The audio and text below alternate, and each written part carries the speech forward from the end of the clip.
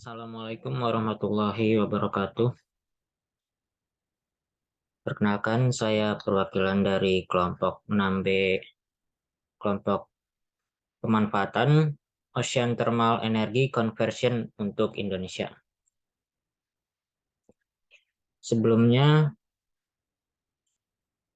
perkenalkan juga anggota kelompok kami, 8 orang. Yang pertama saya sendiri, Alfari Firdaus. Lalu yang kedua ada Anas Sajida Alfarizi. Yang ketiga, Ari Afrizal. Yang keempat, Dias Praksa Erlangga. Yang kelima, Gilang Putra Pratama. Yang keenam, Muadz Syahrizal. Yang ketujuh, Muhammad Raihan Afriansah. Dan yang terakhir, Ruben Tobias Cornelius.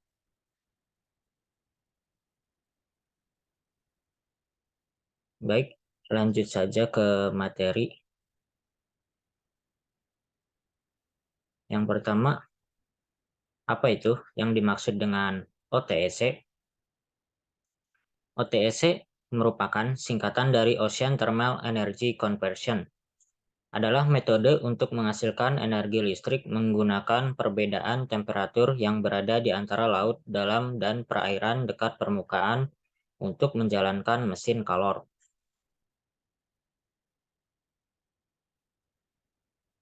Lalu selanjutnya sistem kerja OTEC. Sistem kerja OTEC mirip dengan sistem kerja siklus hidrologi di bumi, yaitu ketika pada siang hari, matahari mengangkat molekul-molekul air mengalami penguapan atau evaporation ke awan, lalu angin meniupkan ke arah daratan, dan saat terjadi pengembunan atau condensation di awan, maka butiran-butiran air yang tadinya berupa uap kembali menjadi cair lalu turun ke darat. Sistem kerja inilah yang ditiru oleh OTEC, yaitu memompa air laut permukaan yang bertemperatur tinggi atau hangat dan mengevaporasikannya ke dalam turbin untuk menghasilkan listrik, lalu mengkondensasikannya kembali dengan air laut dingin yang diambil pada laut dalam, dan kemudian siklus berulang.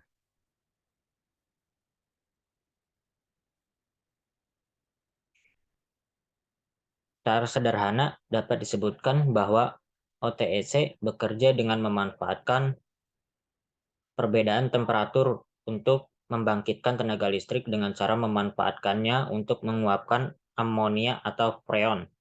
Tekanan uap yang timbul kemudian dipergunakan untuk memutar turbin.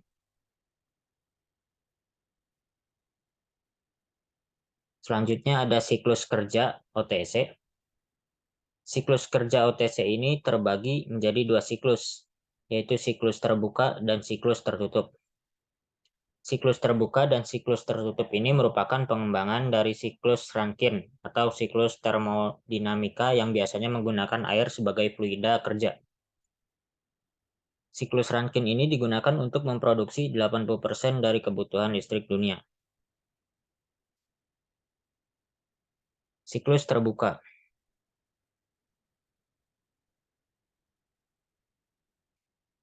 Dalam siklus terbuka, air laut merupakan fluida kerja. Air laut hangat dipompa ke dalam evaporator di mana tekanan terendah 0,03 bar menyebabkan air mendidih pada 20 derajat Celcius. Uap mengembang melalui turbin bertekanan rendah yang dihubungkan ke generator yang menghasilkan energi listrik. Uap bertekanan rendah setelah melewati turbin dapat dikondensasi oleh air dengan dingin pada sebuah ruang dan dibuang kembali ke laut. Sebaliknya, dari kondisi kondensasi dengan air dingin, uap dapat dialirkan menuju heat exchanger. Pada kasus ini, uap yang terkondensasi menjadi sebuah sumber air tawar atau disebut destilasi. Selanjutnya, siklus tertutup. Siklus tertutup menggunakan fluida kerja dengan titik didih yang rendah. Seperti halnya amonia, yang hanya tujuannya untuk menggerakkan turbin yang berguna menghasilkan listrik melalui generator. Air laut di permukaan yang hangat dipompa menuju heat exchanger.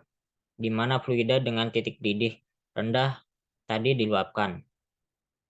Fluida ini mengalami proses perubahan wujud dari cair menjadi uap yang mana akan mengalami peningkatan tekanan. Uap yang bertekanan tinggi ini segera dialirkan ke turbin untuk menghasilkan listrik dan 7 dibangkitkan melalui generator. Setelah itu air dingin dari laut dalam dipompa melewati heat exchanger. Lalu terjadi proses kondensasi dan menghasilkan penguapan tadi menjadi fluida lagi. Yang mana siklus ini akan berputar terus-menerus. Menurut para peneliti wilayah Indonesia, terdapat 2 lokasi dengan potensi situs OTC terbanyak, yaitu Sulawesi Utara dan Selatan Kalimantan, dengan kedalaman masing-masing 500 meter.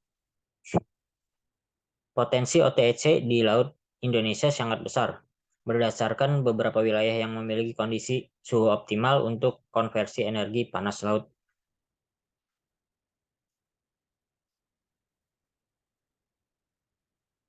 Contoh daerah potensi pemanfaatan OTC.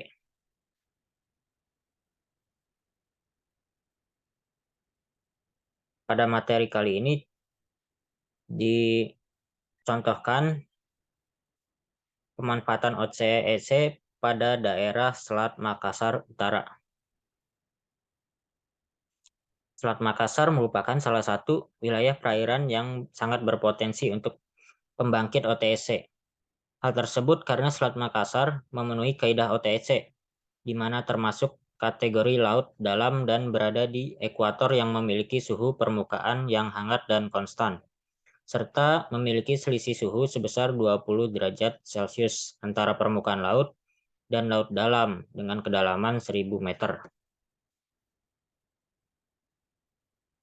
Selanjutnya, materi dan metode. Materi yang digunakan dalam penelitian ini terdiri dari data primer dan data sekunder. Data primer merupakan data pokok yang digunakan pada penelitian ini. Data primer yang digunakan pada penelitian ini adalah suhu vertikal, yaitu berupa data suhu lapangan serta data suhu vertikal yang didownload di website HiCom. Sedangkan data sekunder tersebut berupa peta bathymetry yang diunduh dari GEBCO.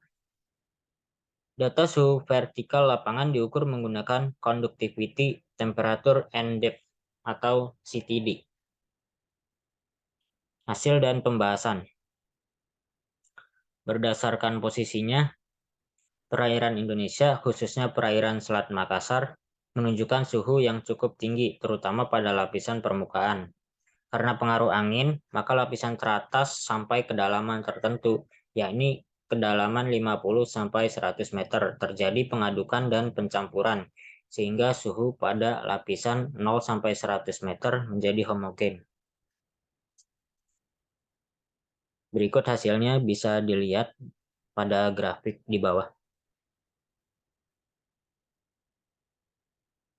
Selanjutnya, verifikasi data temperatur. Untuk mengevaluasi dan mengetahui keakuratan data HiCom, maka dilakukan verifikasi data menggunakan hasil distribusi vertikal temperatur antara data HiCom dengan data CTD. Untuk hasilnya bisa dilihat pada grafik.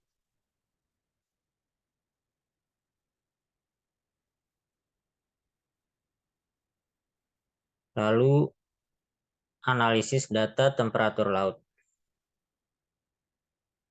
Analisa dilakukan di beberapa titik dengan kedalaman 500 meter. Dari data HiCom, data tersebut memiliki data per 1 hari selama Mei 2009 hingga November 2018. Lalu dirata-ratakan setiap bulan berdasarkan hasil plot distribusi temperatur gradient CTD diperoleh sebaran suhu horizontal seperti pada gambar.